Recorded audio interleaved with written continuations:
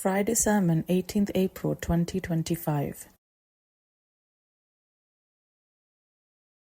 His Holiness, may Allah be his helper, said that in Shaban 7 after Hijrah, the Holy Prophet ﷺ sent Hazrat Umar bin Khattab Raziyallahu Ta'ala Anhu along with 30 Muslims to the Banu Hawazin, who were in Turba. The Holy Prophet ﷺ had received word that the Banu Hawazin were conspiring against the Muslims. When Hazrat Umar Raziyallahu Ta'ala Anhu arrived, people had fled, leaving behind their wealth and animals, which the Muslims took into their possession and then returned to Medina. On the way back, someone asked if Hazrat Umar Raziyallahu Ta'ala Anhu would attack another tribe, who had also created mischief. Hazrat Umar Raziyallahu Ta'ala Anhu replied he had only been instructed by the Holy Prophet ﷺ to go to Turba. This serves as a response to the allegation that the Muslims would engage with other tribes in battle without any justification. The next expedition also took place in Shaban 7 after Hijrah. The Holy Prophet ﷺ sent Hazrat Bashir bin Saad Raziyallahu Ta'ala Anhu along with 30 Muslims towards the Banu Murrah in Fadak. Upon arriving, the Muslims did not find the people of Murrah there, so they took their possessions and returned to Medina. When the Banu Murrah returned and realized that they had put together a large army, they went after the Muslims. A battle ensued. The army of the enemy was so large that they martyred all those who were with Hazrat Bashir Raziyallahu Ta'ala Anhu. He was also severely injured and thought to be dead. He lay there among the martyrs until the night. Then he picked himself up and went to Fadak before returning to Medina. His Holiness, may Allah be his helper, said the next expedition took place in Ramadan 7 after Hijrah. The Holy Prophet ﷺ sent Hazrat Ghalib Raziyallahu Ta'ala Anhu to the Banu Awal and Banu Abd bin Talaba, who resided in Mecca. They had started gathering people against the Muslims on the pretense of false negative propaganda. The Holy Prophet ﷺ sent 130 Muslims along with Hazrat Ghalib Raziyallahu Ta'ala Anhu. The Muslims launched a decisive attack, collected spoils, and there were no prisoners. His Holiness, may Allah be his helper, said that this was an expedition during which Hazrat Usama Raziyallahu Ta'ala Anhu killed someone who professed the Islamic creed. When the Holy Prophet ﷺ learned of this, he asked Usama Raziyallahu Ta'ala Anhu, "Did you kill him despite him professing the Islamic creed?" Hazrat Usama Raziyallahu Ta'ala Anhu replied that the man was simply trying to save his life. The Holy Prophet ﷺ continued asking how he could have killed him, to the extent that Usama Raziyallahu Ta'ala Anhu said that he wished he had not become a Muslim before that day.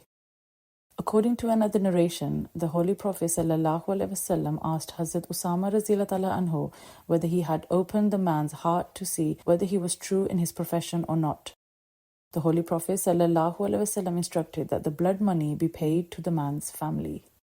His Holiness, may Allah be his helper, said that today the clerics act as if they have opened up the hearts of the Muslims to determine their faith, which is why they feel justified in martyring Ahmadis. His Holiness, may Allah be his helper, prayed that may Allah swiftly take them to task. His Holiness, may Allah be his helper, then mentioned the Umrah undertaken by the Holy Prophet ﷺ in Dhul al-Qa'dah 7 after Hijrah. Upon entering the sacred mosque, the following verse was revealed. The violation of the sacred month should be retaliated in the sacred month, and for all sacred things there is the law of retaliation. The Holy Quran, chapter 2, verse 195. His Holiness, may Allah be his helper, said it is recorded there were 2,000 Muslims accompanying the Holy Prophet ﷺ for this Umrah. The Holy Prophet ﷺ also sent 100 horse riders as a precautionary measure and had himself taken along with him his armor and weaponry. Why was this necessary despite there being an agreement in place? The Holy Prophet ﷺ said that they would not enter the sacred mosque with their weapons. However, they needed them prior to that in case of an attack against them. This was completely in line with the conditions of the prior treaty which had been signed with the Meccans.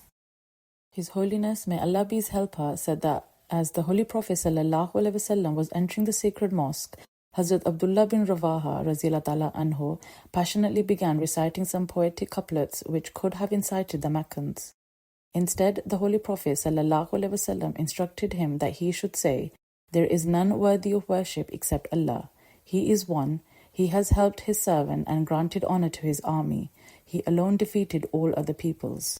His Holiness, may Allah be his helper, said it was also during this journey that the Holy Prophet ﷺ married Hazrat Maimuna bint Haris Raziyallahu anha.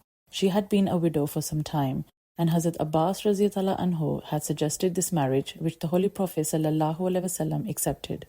His Holiness, may Allah be his helper, said that during this journey there was also an incident relating to the daughter of Hazrat Hamza Raziyallahu anhu. Later, Hazrat Ali Raziyallahu anhu, Hazrat Zaid Raziyallahu anhu, and Hazrat Jafar Raziyallahu anhu disputed as to her custody, as they were all related to her. The Holy Prophet ﷺ decided she should be in custody of a maternal aunt, saying that the maternal aunt is like a mother. This resolved a matter that still exists today regarding custody.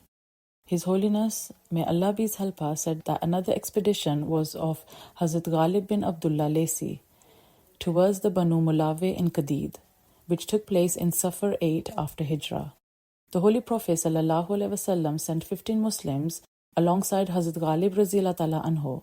The Muslims were faced with the prospect of a large army which they would not have been able to combat. As the Muslims took their wealth back to Medina, a large army was following them. But God caused for there to be a large flood in the valley, which stopped the army from reaching the Muslims, thus rendering the Muslims victorious. His Holiness, may Allah be his helper, made a special appeal for prayers for the Ahmadis of Pakistan. He said that the Ahmadis in Pakistan should pray for themselves as well. They should focus on reciting durood, and they should recite the following 200 times a day. Holy is Allah and worthy of all praise. Holy is Allah the Great. O Allah, bestow thy blessings upon Muhammad and the people of Muhammad. His Holiness, may Allah be his helper, said that the greatest possible attention should be given to this. If we do justice to offering prayers and give them due regard, only then will there be success. Our only weapon is prayers. It is entirely incorrect to believe that prayers will have no effect. May Allah the Almighty enable everyone to do so and enable us to be those who do justice to offering prayers. It is an erroneous complaint against Allah the Almighty to say that prayers will not do anything. We should seek forgiveness for this.